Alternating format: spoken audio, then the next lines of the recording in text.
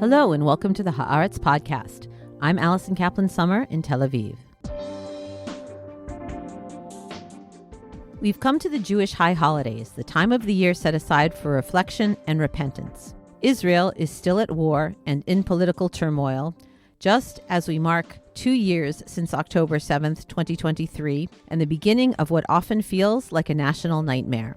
The Gaza war wears on, and Israelis feel more and more isolated and alienated from the rest of the world. There couldn't be a better time for both reflection and repentance, and to step back and look at what it means exactly to be Jewish right now, both in Israel and in the diaspora. To have this conversation, I've chosen to invite as my guest this week Professor Adam Ferziger, a leading Jewish history and culture scholar. He holds the Rabbi Samson Raphael Hirsch Chair in the Israel and Golda Koshitsky Department of Jewish History and Contemporary Jewry at Bar-Ilan University. Adam is also co-convener of the Oxford Summer Institute on Modern and Contemporary Judaism at the University of Oxford.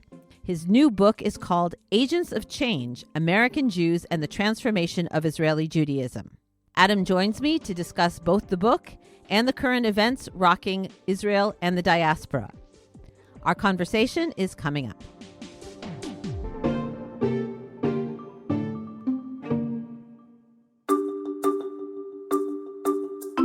I'm Esther Solomon, Editor-in-Chief of Haaretz English. Around the world, the fight is on to preserve critical and independent media.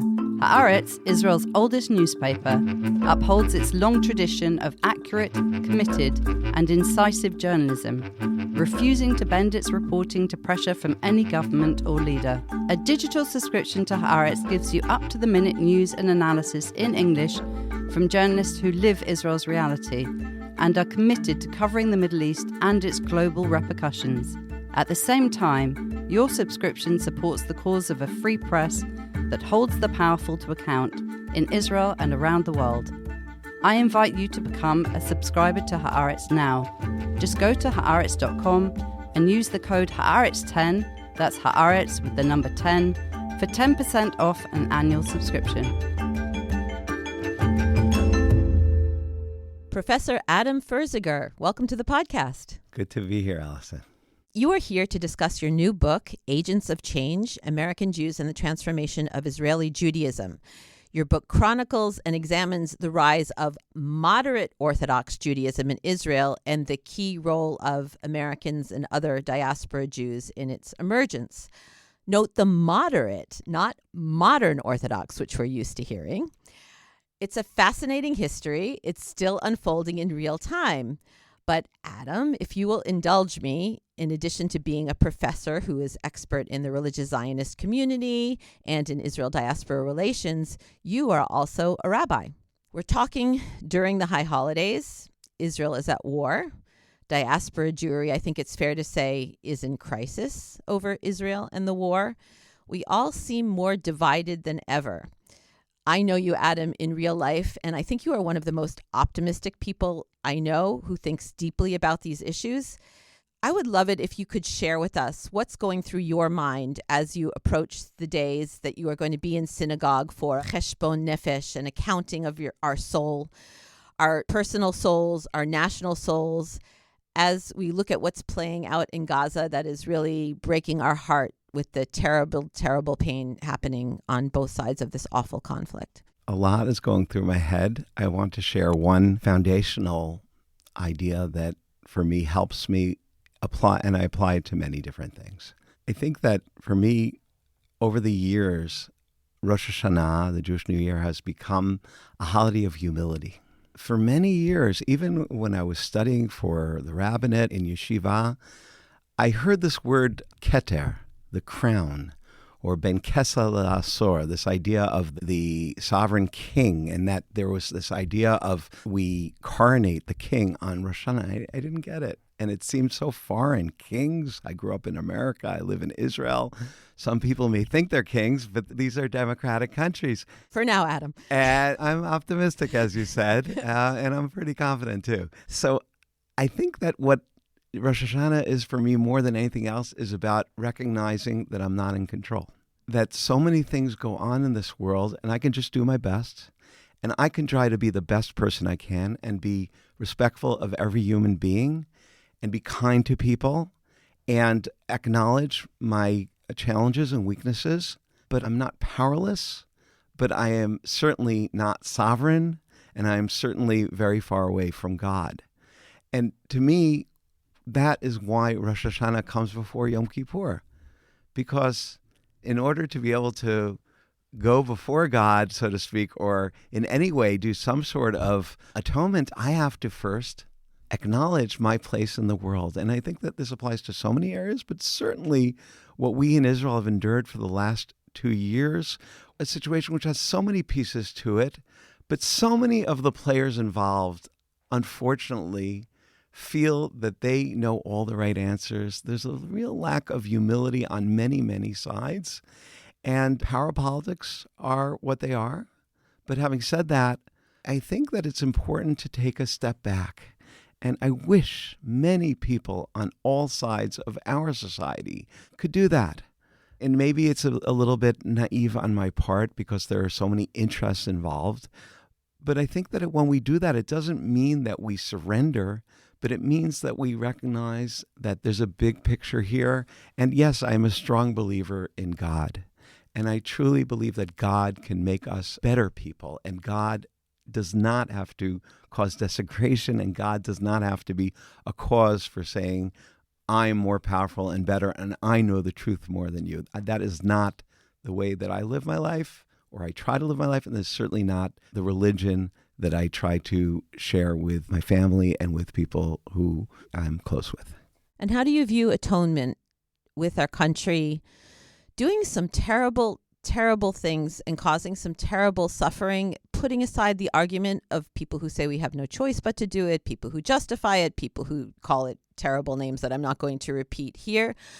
But for whatever reason, things being done by our leaders in our name, which we support or don't support, how do we look at atonement?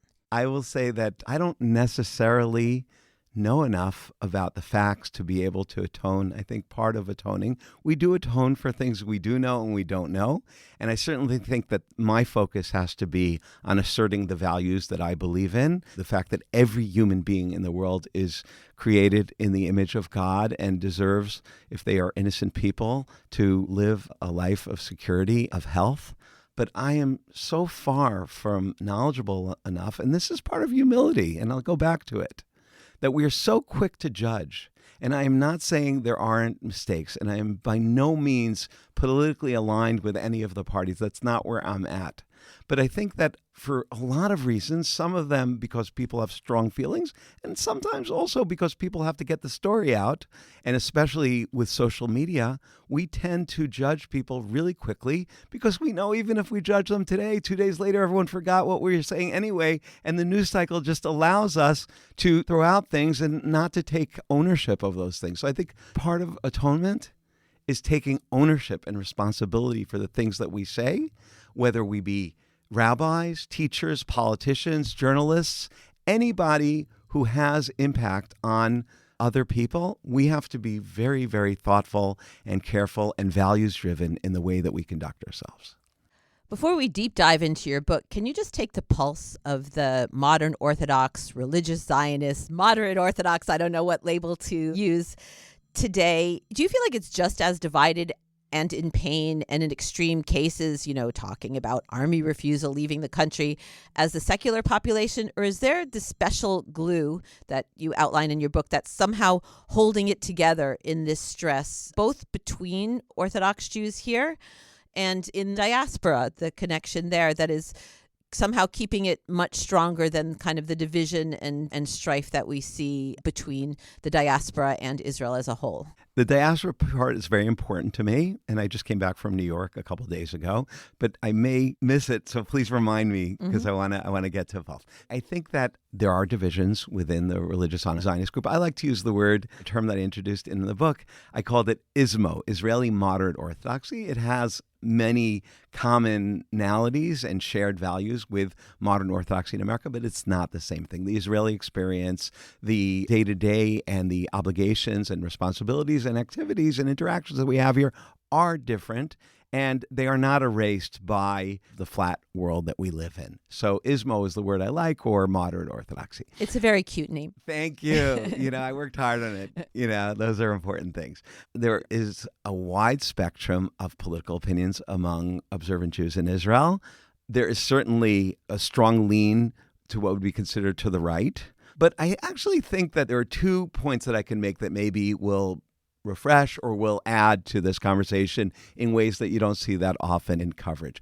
I think one is that many Israelis have, not just religious observant Jews, but I think observant religious Zionist Jews are very much in this category, is they have a strong sense of citizenship.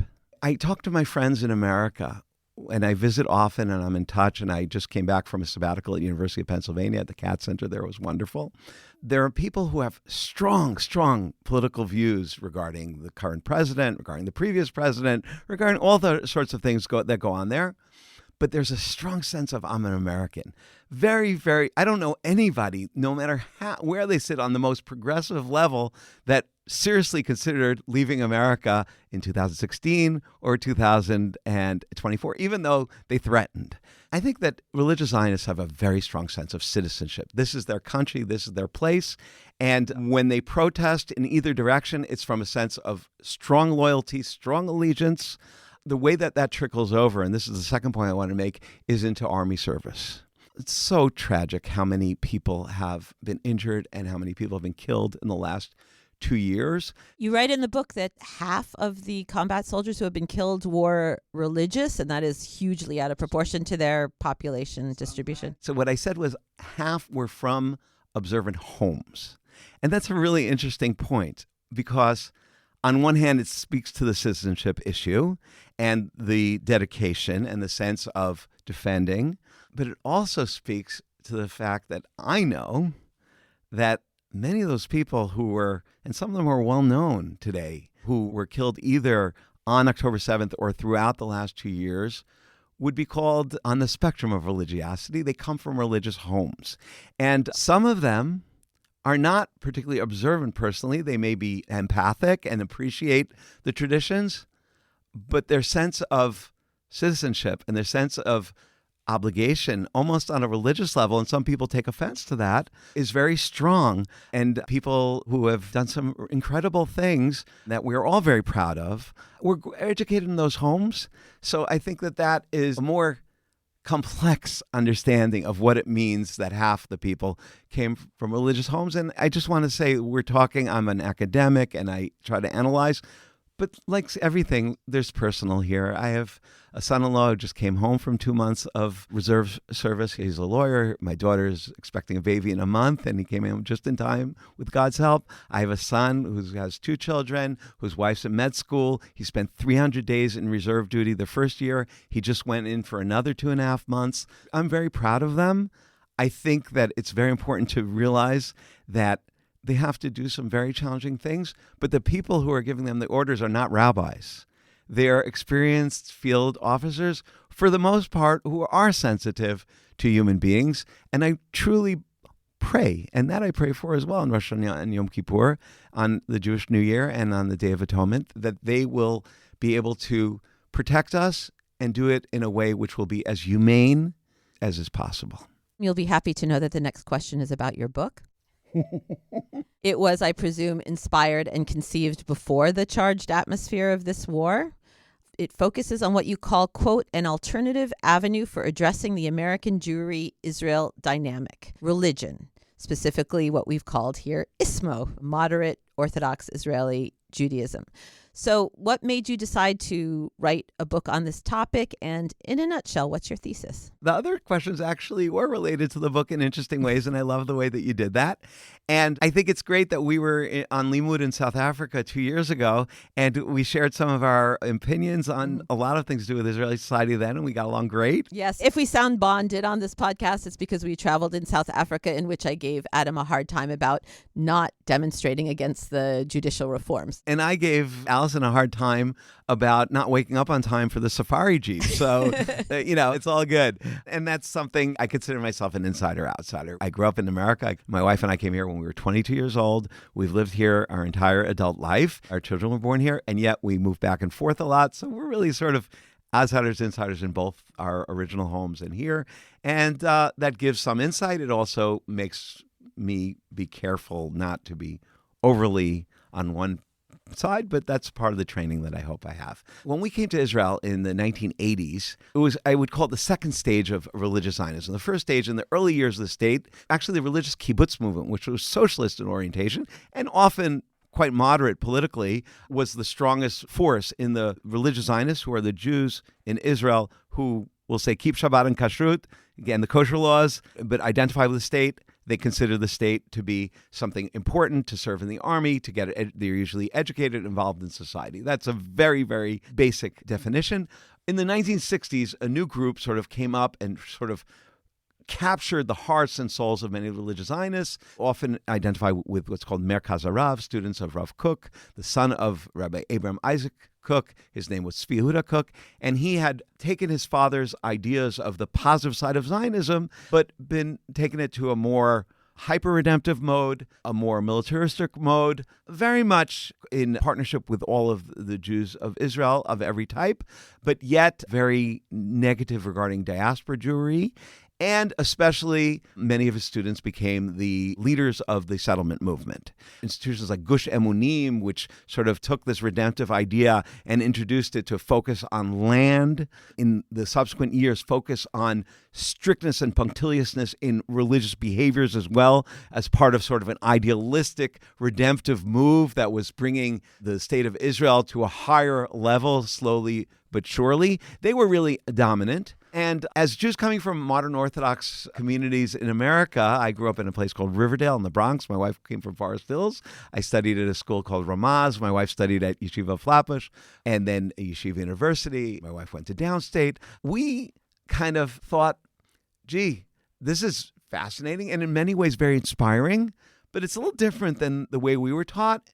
And there were some yeshivot and rabbis and teachers who were talking a different language, but they were really, really on the minority. Here I go back to politics for a second because it's such a good example. In 1988, there were elections for the Knesset, and there was a moderate religious Zionist party called Mired.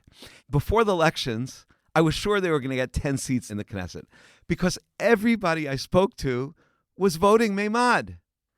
And after the election, I realized that I knew everyone who voted Mimed. They didn't get a single seat. One of their leaders, Rav Amital, Yehuda Amital, from Yeshivat Har Etzion, later became a minister, but it wasn't because of his electoral power. That certainly says something about the boutiqueness of the moderate religious Zionists in the 1980s. So what is my book about? And here we get to the crunch.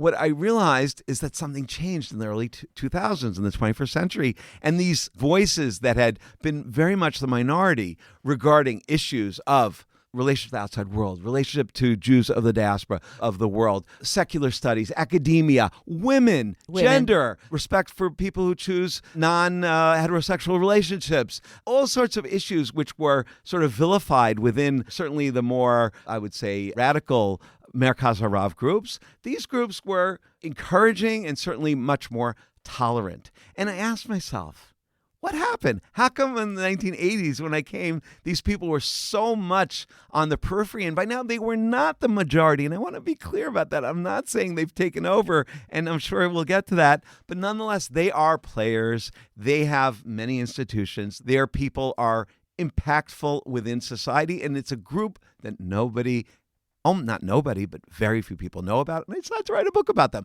How did it happen? When I looked back at it, I realized I could identify 8 central characters who came on Aliyah, who moved to Israel from the 60s into the early 80s, who were all brought up in, we would say, a modern Orthodox orientation. Most of them were students of Rabbi Soloveitchik, who was the titular figure in Yeshiva University, who had a PhD from the University of Berlin, who himself was very much a moderate figure when it came to Zionism, certainly. And people like Rabbi Dr. Aaron Lichtenstein, like Rabbi Shlomo Riskin, like Rabbi Dr. David Hartman, like Rabbi Hannah Henkin, Danny Tropper, Nachum Rabinovich, less known to many people, Malka Bina, I might have missed one, Chaim Bravender. These are people who came to Israel.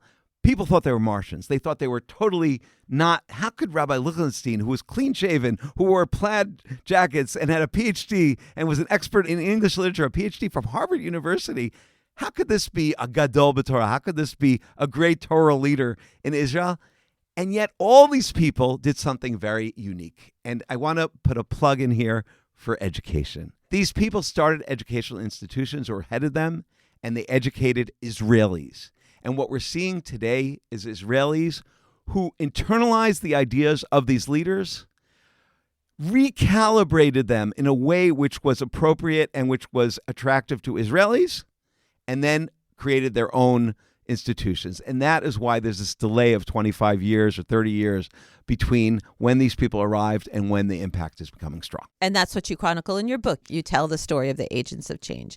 Adam, it might be hard for an outside audience to separate out the religion and the politics, because many of these breakthroughs in religious moderation you speak of is taking place by settlers in settlements. Rabbi Riskin founded a really large and thriving settlement. So they're seen as epitomizing political extremism. Add to that the confusion of the fact that the name religious Zionism has actually been co-opted by an extreme right-wing party.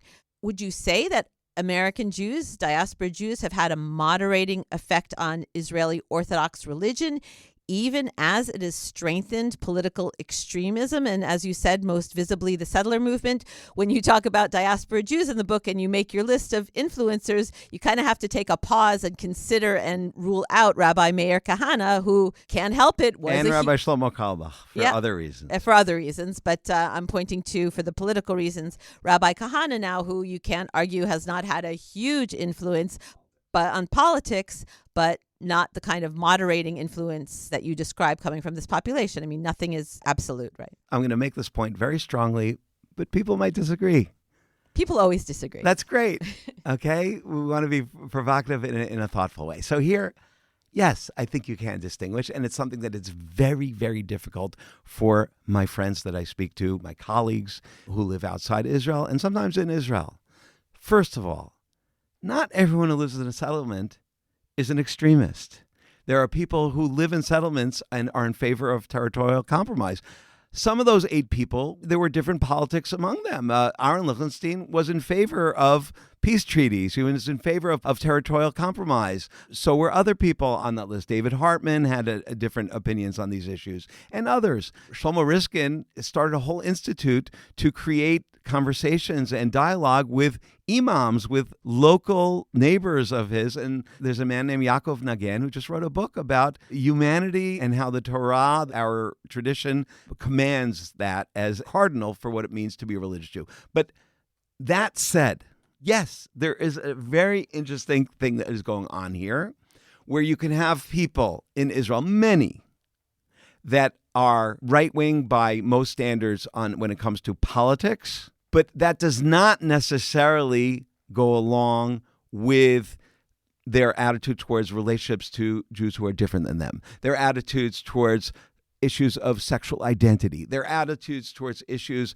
of the role of women in leadership in all sorts of fields, or including in religious leadership, and many other subjects. So this is a dichotomy that seems, because so much of our discourse, for reasons that I can understand, revolves around the political and the military, and because if you don't live in Israel, that is what you see and that is what is there. It's very hard to pull those things apart. And I have conversations with people who I respect and love. One of the reasons I would like people to read this book is specifically to think about that, because I think that these people, even if there are disagreements in politics, actually can be allies.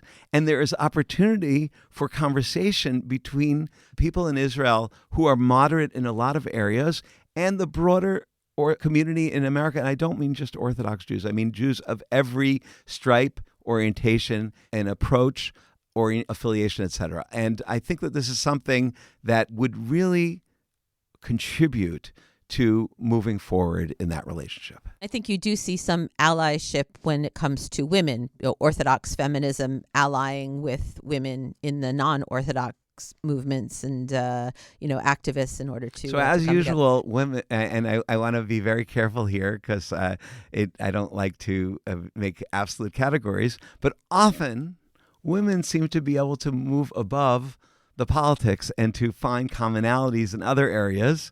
Not always, but when it happens, I say, gee, I have a lot to learn. So Allison, I agree. I agree that there are things going on in women's religious leadership and broader national leadership in which people who you'd think would have nothing to do with each other on a political level find common ground. And many non-Orthodox women in Israel study at these institutions that you say that these pioneers have created, Matan and Lindenbaum. And the Daf Yomi of Hadran of Michelle Farber. And Pardes is led mostly by people who would affiliate with here and was founded by people like that. And more institutions, yes. And that's something that could be built upon. There's so much to talk about and so little time, but I'm sure that something that is of high interest to our listeners is the relationship between Orthodox and non-Orthodox streams in the diaspora and in Israel, how it's the same, how they differ. We know, and we've spoken on this podcast, that the non-Orthodox streams have really not gotten super deep roots into Israel. They have had an influence, but not a large one.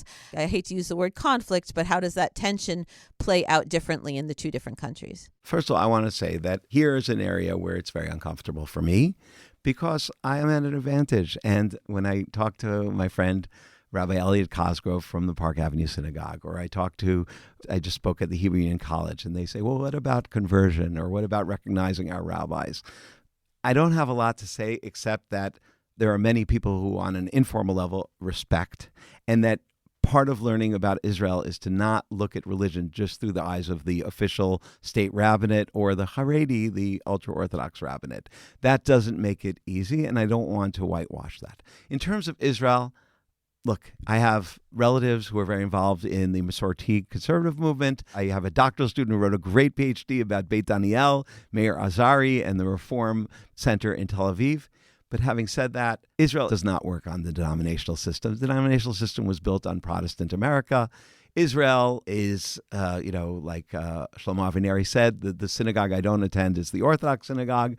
But there is a lot of creativity within those synagogues. There's a lot going on in the synagogues, out the synagogues, on the Tel Aviv beach, in Jaffa, in settlements, in neo-Hasidic places. Actually, one of the ironic things is that in as much as we don't have the same denominational split, there's a lot more room for diversity, what I find, within the so-called Orthodox synagogue or a halachic synagogue regarding women, regarding exuberance, regarding all sorts of expressing oneself than I experienced in America. And this is an area that, again, when you get to the grassroots and you go beyond the official state places, there's a lot going on here. And a lot of that I actually describe in various chapters in this book. Adam, to close off, I think that possibly the figures that we are currently closest to, most familiar with in this moderate Orthodox Israeli space is the Goldberg-Polin family, Rachel Goldberg and Jonathan Goldberg-Polin. I've had them both on this podcast, the parents of the slain hostage Hirsch Goldberg-Polin. And in your book, you choose to quote Rabbi Mishael Zion, a rabbi who was asked about moderate Orthodox Judaism, and he decided to cite the Polins. So I'd love you to close off with the passage that you wrote about the rabbi and the Polins in your book. Rabbi Mishael Zion would certainly be an Ismo rabbi, so to speak. He's rabbi of a synagogue in Jerusalem, but he was invited to some sort of telecast in Tel Aviv station, and the producer was clearly someone who was more secular in orientation. And they were sort of flummoxed. They couldn't understand, well, who is this guy who is so open-minded and respectful in many ways and has a very broad sort of intellectual base, and yet he has a big kippah on his head, and he seems to be quite observant. And so I found this thing that he wrote. It just was very, very appropriate. And so I'll share it, and I think it's very sad, very sad. The Goldbergs are heroes, and they're tragic heroes, but they're brave people. This was the week that Hirsch was murdered. The producer asked me, when she saw my kippah at the television studio last week, "Wait, what type of religious person are you exactly?" "I answered," said Rabbi Tzion, "You've heard of Hirsch's parents, Rachel and John from Jerusalem? So I'm religious like them." And from the look on her face of the producer, I immediately felt that she understood. And what that means to me is that ISMO, moderate Orthodoxy, is not just something in a bubble in South Jerusalem or in Ra'anana, but it's spreading and there's an awareness of it, sometimes tragically, sometimes positively. If I may, Rabbi Tzion then went on to describe what he considers the Yiddishkeit, a traditional Ashkenazic term, that he understands of the Goldberg Polands. It's a Yiddishkeit ethically bound to the infinitely valuable image of God imbued in all humans. A Yiddishkeit of people at home in the world without giving up an ounce of religious commitment. A Yiddishkeit of humility and peace, starkly different from the arrogant religiosity so often portrayed and stereotyped by media and politicians. Theirs is a Yiddishkeit that has existed for years in Israel's byways and neighborhoods, and yet has always failed to translate to the television studios or the political eye. And suddenly, tragically, two parents, our quiet neighbors, became its voice and its face. Shana Tova. I think that passage basically sums up the thesis of your book, which is a really wonderful read. I'll recommend it for high holiday reading. And that's a beautiful passage, even in these terrible times. Shana Tova to you, Professor Adam Ferziger. Thank you so much for coming on the podcast and sharing everything with us. Thank you. I really appreciate the opportunity to share ideas with you. And that's it for this episode of the Haaretz Podcast. Thanks to my guest, Adam Ferziger, and to producer Dan Brumer and editor Maya Ben Nissan. If you want to continue to listen to our podcast into the new Jewish New Year and make sure you never miss an episode, please don't forget to subscribe to us on Apple or Spotify or wherever you get your podcasts. And if you choose, leave us a 5-star rating. That way more people can find us. And to keep up with all of the latest news on Israel, the Middle East, and the Jewish world, don't forget to subscribe to and follow Haaretz.com. I'm Allison Kaplan Sommer, and until next time, Shalom from Tel Aviv.